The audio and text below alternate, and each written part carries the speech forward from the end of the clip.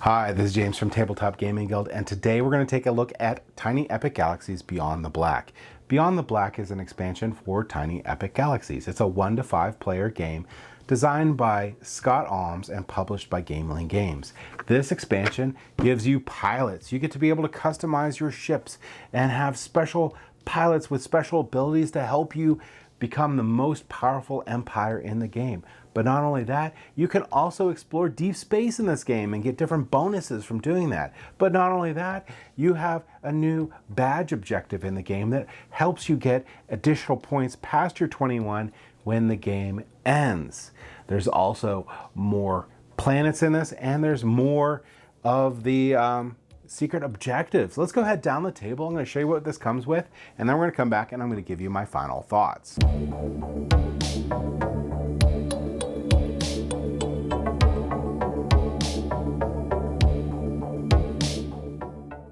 All right, so this is Tiny Epic Galaxies Beyond the Black. Now, this, you need to have the base game to play, but you're going to get a whole bunch of new components that you can play in the game.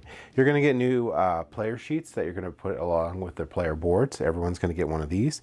You're going to get a big pilot deck with a lot of different pilots. You're going to get more planets, and there are a ton that you're going to be able to shuffle into your deck with really cool art. And these planets have some of them have this unique feature here where you can pick when you're getting your energy or culture which one of the two you want.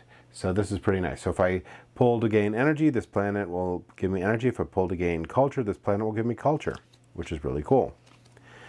So you get a nice big deck of planets. You also get a nice thick deck to add for your secret missions. So all sorts of new secret missions that you can get, which adds a lot of different strategies that you could have, and a lot of replayability, because a lot of replayability is in the variety of secret missions, so everyone's going to have a slightly different goal to try to get a little bit beyond the 21 points. This game also helps a lot with that because there's going to be a new badge feature, which we're going to get to in a minute. But before we do that, I'm going to show you this new mat right here. So this new mat, try not to knock the ships off of it. I totally did. Will allow you to upgrade to 4 different ships.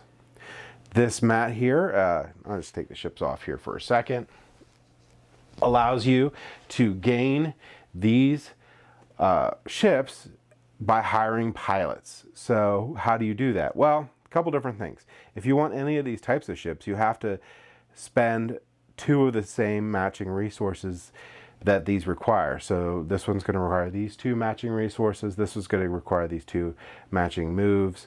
This is going to require 2 energy or 2 culture. Matching dice is going to require either 2 of the diplomacy or 2 of the economy dice matching to be able to use it. Now, when you want to do this, you're going to be hiring a pilot. So you're going to have to see which pilots you can actually use. So these pilots, like this pilot here, can be used for any of the ships. So any ship that I can match, I can use this pilot. But like this pilot here will only be able to pilot this ship. So I have to be able to get this ship to be able to recruit it. And when I do that, I will take that pilot, I will put it beside the ship that I used for it. I will take this ship and I will place one of my ships with it and put that ship on that pilot card. Move this up a little bit. This ship will now have special abilities, and the special abilities will be whatever the pilot gives. So in this case right here, if we get it in focus here, you may spend 1 culture with a diplomacy action to advance a ship 2 diplomacies, and you can only do this once per turn. Also notice that it has a badge symbol. There's going to be 4 different badge symbols. Like this one here has 3 different badge symbols. And there is a pretty large deck of pilots to go out. Now, the other thing to throw out about pilots here is you're going to have equal number of pilots out for planets, so 2 more than your player count at any time. So you're going to have a good market row of pilots to be able to pick from. And these advantages that you get with these different ships that they pilot are pretty nice. Also, the badges are amazing, which we're going to go over here in a second, because the planets are one of the biggest ways that you're going to be gaining a lot of badges. So, big selection of pilots for the game, and let's go over this board here. So, if you ever want to go in and explore the galaxy, you can go take your ship over to this spot. So let's say I built the ship. I could put it over here, and I can then explore deep space. To explore deep space, you're just going to flip over one of these. Now that's really unlucky. So if it's red, it is basically going to be a disaster or danger of some sort, and you're going to have to resolve it. In this case, this is the worst one. You'll actually be docking your ship here and have to orbit it and have to complete what it says here before you can get your ship back. You will get a little bit of a bonus, but the big thing in here is you're going to get 3 badges too. You will place this upside down on your player board once you complete it, and you can't look at it again until the end of the game. Normally what you're going to be doing is this, a little bit of push your luck. You're going to be flipping a card over. Green, okay, maybe I do want this. Maybe I don't. I'll flip over another one. Oh, maybe I want this one. So a little bit of push your luck.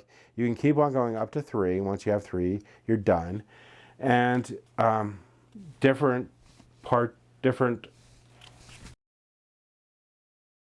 all these give different bonuses that you can get immediately. So this is acquire 2 culture, and that's immediately. And this gives you 2 badges. This one's acquire 1 energy and 1 culture, which is nice. This is acquire 2 energy. And there are a ton of these. I'll just show them to you real quick here. I like the art on these too. They look like a little bit like drink coasters, but I like that. I think it looks, not that they're drink coasters, it's just, I like the look. So, and there's, you can see there's a lot more green than there is going to be red. So I say that now, and then I go through a little chunk of red here. This one's not fun right here at all. Well, they're all fun, but I mean, like this one, when you hit it, you're like, oh man, I'm going to lose my ship for a couple rounds. Well, that's not true too. I'm going to lose my ship for a couple dice. I think that also too, follow actions are really important on this. So make sure that you keep up your culture, because if you do get your ship stuck, it's pretty nice to be able to get it unstuck a little faster, potentially.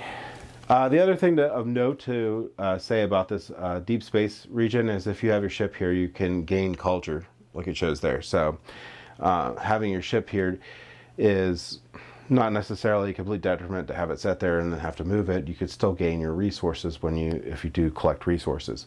Additionally, there's no limit. So if I had another ship here, I could put it on here and I have 2 ships there.